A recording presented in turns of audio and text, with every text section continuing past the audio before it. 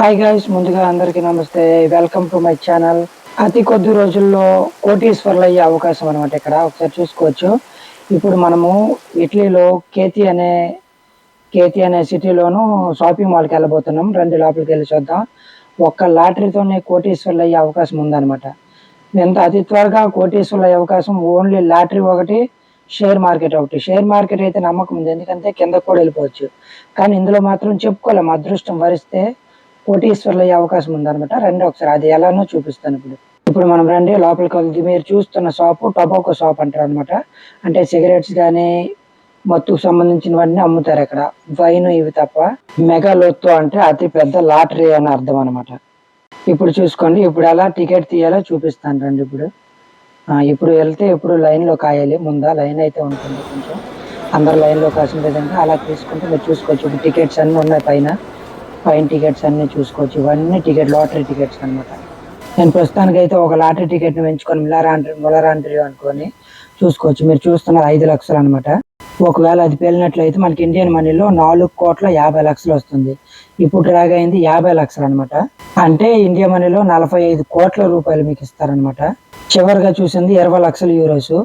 అంటే మీకు సుమారు 18 కోట్ల రూపాయలు మీకు ఇండియన్ మనీ వస్తుంది అనమాట, మీకు అది లాటరీ కానీ ఉంటే.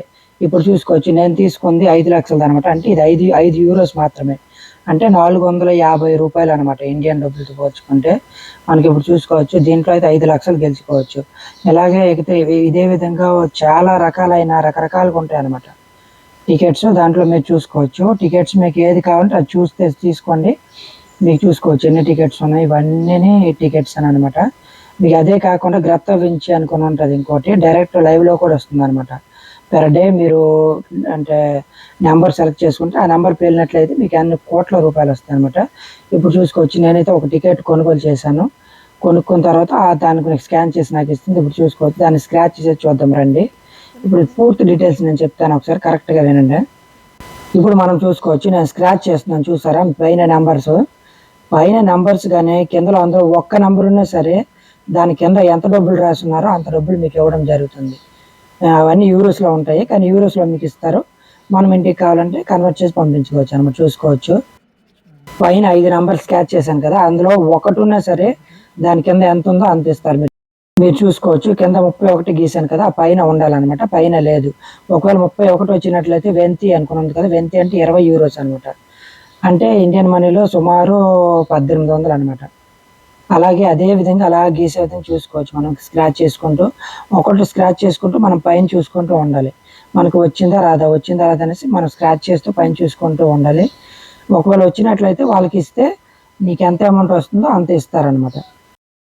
అదేవిధంగా అన్నీ స్క్రాచ్ చేసి చూసుకోవచ్చు. నెమ్మదిగా జాగ్రత్తగా స్క్రాచ్ చేసి చూడండి. మీకు ఏం ఇబ్బంది లేదు. దాంట్లో నెంబర్స్ చెరిగిపోవు ఎట్టి పరిస్థితుల్లో కూడా.